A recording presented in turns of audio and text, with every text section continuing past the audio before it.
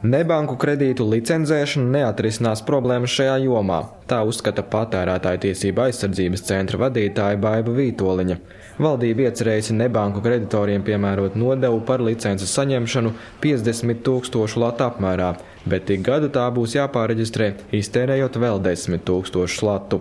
Mans viedoklis, ka ar to nepietiek, jo teiksim, mēs zinām ārvalstu praksi, ka ja tev aizliedz kreditēt šādā veidā, tad, vai aizliedz vai uzliek ļoti lielu robežu, tad sāks cita veida pakalpojumi, piemēram, kā kreditēšanas starpniecība, kas īstenībā ir daudz bīstamāka par pašu kreditēšanu. Starpniecība esot pat bīstamāka par pašu kreditēšanu, norāda Vītoliņa. Es uzskatu, ka jālicenzē bija visi.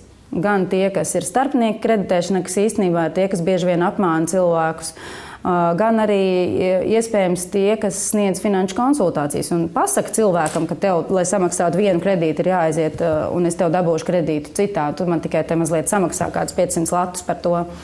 Ka faktiski, manuprāt, ir jālicenzē arī visa šī te darbība, nevis tikai pašu kreditēšana, kas ir īstenībā mazākā riska darbība attiecībā pret patērētāju.